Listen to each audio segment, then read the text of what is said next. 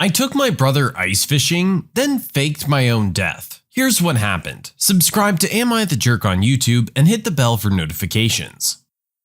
This one is hot off the press, ladies and gentlemen. I'm up at our family's cabin in northern Michigan waiting out the virus in a small town. My brother-in-law and I were ice fishing this afternoon as the stores are becoming empty and Mother Nature is very generous with fish in our lake. For those of you that don't know a lot about ice fishing, let me clarify something about a frozen lake. Right now, ice is thick, 8 to 10 inch sheets. Throughout the day, the sheets will crack from the sun, then refreeze overnight. The cracks make a demonic noise that scares the heck out of you when you're sitting there in silence. The cracks won't break all the ice underneath you unless you're trying to drive a bulldozer across the lake. With all that said, I was FaceTiming my uncle to show off our buckets of fresh perch. My uncle doesn't know much about frozen lakes and is scared we'll fall in. While talking, I mentioned that we've been hearing cracks this afternoon. In the middle of our conversation, I turned my phone to my brother-in-law, and I guess that motion combined with my numb hands caused my phone to slip out. I reactively screamed as my new device slid into the hole, never to be seen again. Jumping into action, my brother-in-law and I were trying to figure out ways to get it out as we were only in about 10 feet of water. About 2 minutes later, I hear yelling from the shore. My sister is frantically trying to figure out how to get to our tent on the ice. Confused at this point, my brother-in-law and I remember that we were FaceTiming my uncle when I dropped my phone. He called my brother-in-law, but we were too preoccupied to answer. We later learned that the combination of telling him about the cracks, the scream, and my phone going under the water and disconnecting caused him to believe we fell in. We came out of the tent, consoled my sister, and called my uncle, who must have lost 5 years of his life from the whole situation. I'm now sitting here on my laptop trying to figure out ways to get a new phone before my state locks us down. But first, I had to tell Reddit.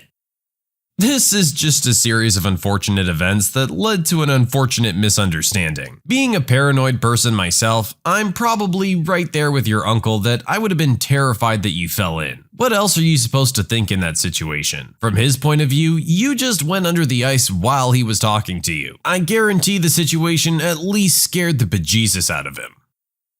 Jerk driver ends up paying for a whole lot more than a new car. First, a little backstory. I'm a college student and cycle to campus every day. It's not a long ride at all, but I have to go through a zone where it's illegal to ride a bicycle on the sidewalk, so I'm forced to ride on the road. Most drivers don't care and just go around me, since I stay to the edge and don't make myself a nuisance. Also, I have a crappy e-bike that I commute on. This will be important later. A few weeks ago, a guy in a Ford SUV started yelling at me as he drove by while I was in the road-only zone. All the usual, "Get off the road, roads are for cars, you're too slow," kind of stuff. I get that from drivers on a weekly basis. I just ignore and keep going. This man was special though, since he cut right in front of me and slammed on his brakes after yelling. I was able to stop before I hit him, and he floored it out of there, yelling, "Better be careful next time, bike." I was pretty mad, but I hadn't gotten his license plate or anything, and I doubt anything could be done about it anyway. There was no real proof. Over lunch, I told one of my friends who works as an EMT the story, and he got really ticked off. Apparently, he had seen the results of a car successfully brake checking on a cyclist, and they aren't pretty. 2 days later, the same Ford SUV jerk tried to brake check me again. I was expecting it as soon as I heard him yelling, "Get on the sidewalk, bike," from behind. So I avoided a crash again. I told my EMT friend over lunch again, and he was even madder than before. I wanted to let it go, since I can't really do anything about him and my bicycle isn't going to win in a crash. This guy keeps trying to brake check me every few days during my morning commute, whenever we were on the same patch of road at the same time. About a week ago, my EMT friend told me that he told my story to one of his friends in the campus police, who was equally ticked off. The two of them wanted to catch this jerk driver. The plan was to have the policeman parked on the side of the road in hopes of catching and pulling over the jerk. I heartily agreed, and the officer pulled some strings and had himself posted on speeder catching duty for that stretch of road. A few days passed uneventfully with no sign of the road rager. I saw the cop parked in the same spot on the side of the road every day, a spot where the road has a left turn lane and a straight lane. Finally, I'm pedaling along and I hear the familiar voice scream, "Get the heck off the road!" I yelled back, "Catch me then!" and took off. I was spinning my scrawny little chicken legs as hard as they would go and pegging the throttle. I guess this made the driver even madder because I heard his engine roar as he pursued me. He shifted into the left lane as I stayed in the right. I looked to the side and saw a nasty old man in the driver's seat with the passenger window open. His mouth was going like he was yelling, but I couldn't hear him over the wind noise. I saw the police car spot approaching and started to slow down. Taking the opportunity, the driver swung right in front of me. I don't know if it was the speed or his anger that made him swing wide, but he cut across my lane and crashed straight into the back of the police car. I barely applied my brakes and crashed into the side of his car. The officer got out, spitting mad would be an understatement, and called an ambulance and another police car. Everyone was unhurt, since the jerk was only going like 25 miles per hour, but there was enough of an impact to trigger the SUV's airbags. The jerk ended up getting arrested for driving drunk, seriously, who drinks before 9 a.m., for an illegal lane change, and probably other stuff too. I don't know all the details. I imagine that causing a crash like that would entail some additional charges. The guy ended up having to pay for extensive repairs on the police cruiser and for a new e-bike to replace the one he destroyed by cutting in front of me. The frame had snapped on impact. On top of that, I hear that his car was defined as totaled by his insurance company since the airbags went off, so he also has to pay for a new car. With any luck, the jerk will lose his license from the drunk driving charges and won't be able to menace cyclists again.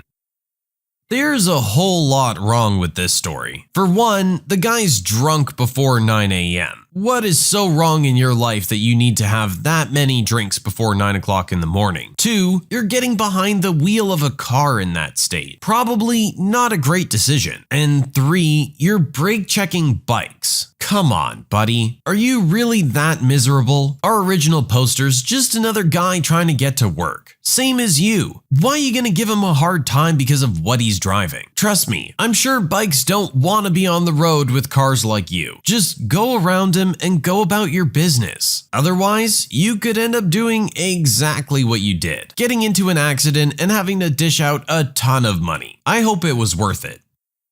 I figured out I was dating a con artist and made sure everyone found out who he really was. 2 years ago, I met a man in a bar. He approached me and we started chatting. He was very charming, intelligent, and charismatic. We exchanged numbers and began dating. He was very attentive and sweet, single, never been married, no children. He's beginning to sound like Prince Charming. I'm also a little naive and haven't had a lot of experience with relationships. We see each other regularly and he's in constant contact with me via phone. He texts me all day every day and we exchange hundreds of messages every day when we weren't together. 6 weeks after we meet, he begins telling me how much he dislikes his current living arrangement and how awful his housemates are, and how he wants to move out. I live in a large home by myself and he hints if he can move in. I think this is a little fast, so I don't offer him a place to stay with me. He never mentions moving in again. We continue to see each other and talk all day every day. We talk about the future, marriage, holidays, kids, everything. He had told me previously about how wealthy he is, how he owns multiple homes and businesses around the world, which is why it was surprising 8 months into the relationship when he started asking for money when he started his new business. I declined to give him any money, as I've noticed a lot of little lies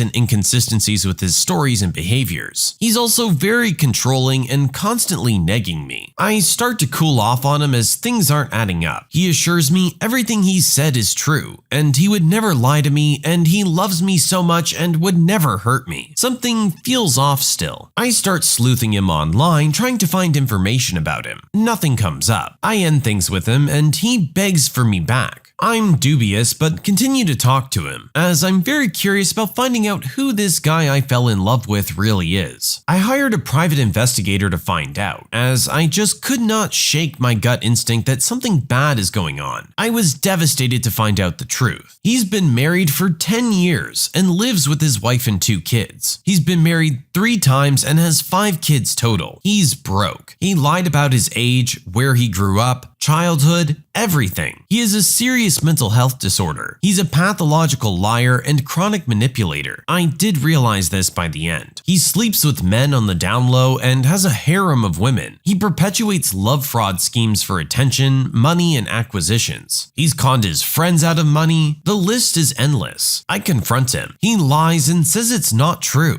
I'm livid. I tell him to get lost. He goes for one last try to con money out of me again. I'm fed up. Time for revenge. I blast him on social media from an anonymous account to warn his future victims. I post screenshots of the dossier provided by the PI. It creates a huge amount of interest and goes viral. It turns out this guy has screwed over more people than originally thought, and people want justice. I've left the state I was living in when this occurred 3 months ago and am trying to move on with my life. Always trust your gut instincts, especially when it comes to jerks.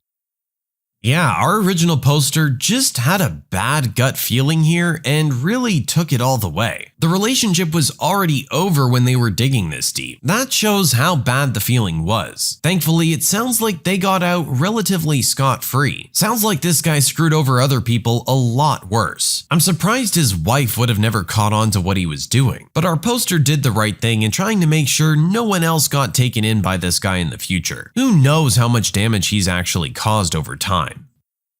My roommates thought I would cave and move out. Oh, heck no. This is gonna be a war. So basically, I moved into a 2-bedroom apartment 2 months ago with Sarah and Jessica. Now, Sarah is on the lease and Jessica is Sarah's girlfriend, not on the lease. I pay 50%, Sarah pays 25%, and Jessica pays 25%. Not my ideal situation, but I was desperate for roommates at the time. Fast forward 2 months. They're enormous slobs who never do anything, so I clean up after them all the time. I vacuum the living room, mop the kitchen, do dishes, all of it. I buy most of the shared groceries and household items like toilet paper, which the two of them plow through really quickly. Sarah has a cat in the apartment which is unauthorized, and regularly has an unauthorized dog here too. Their rent is paid late and utilities on the last possible day. Also, the girls smoke a lot, and while I don't care, I ask them to be respectful enough to air out the apartment and keep the smoke out of my room. Now, last week, everything went south. Sarah and Jessica overheard me complaining about having to clean up after them, and after ignoring me for a few days, sent a long text about how rude they considered that. So I let out everything that was bothering me, and tell them that if they don't want to live with me, I'll gladly release them from the lease, repay the deposit, and they can go. This causes them to freak out and they tell me, "It's 2 against 1, we'll force you to move out." Oh heck no. I blocked them on all forms of social media and means of communication. The next day, I went down to the apartment managers and reported the 2 unauthorized pets and the unauthorized occupant. Written notices were given and Sarah and Jessica threw them straight in the trash. I returned from a 4-day stay at my dad's and go straight to report the unauthorized occupant, Jessica, who has already been asked to leave, and both unauthorized pets, which were supposed to be gone by now. Well, at this point, Sarah and Jessica are getting ticked off. Jessica screams obscenities at me anytime I enter or leave my bedroom. Twice she spent a half-hour period pounding on my door and the walls of my room. She taunts me through the door, trying to get me to open up. All of this is being quietly recorded on my phone while I still haven't said a word. So yesterday I went back down to the office to finish securing my new apartment and to report more violations. When I came home, the chain lock was locked, so I had no way to get in. This is what I had been waiting for. Jessica taunts me again, on video, and then slaps my hat off my head, hitting me square in the forehead with the back of her hand. Bingo. I call the cops and rat Sarah and Jessica out for being druggies, get all their paraphernalia confiscated, and get a police report for battery. Come Monday, I'll be on my way to the prosecutor's office to press charges. The apartment managers will also be getting a copy of this report. Also, tomorrow is the last day to pay rent before it's late. Sarah and Jessica disappeared early this morning. If they don't pay rent, I'm gonna get them on the abandonment clause, finally get them evicted, and have the locks changed, all before I move out tomorrow. I'm just glad to be done with those jerks.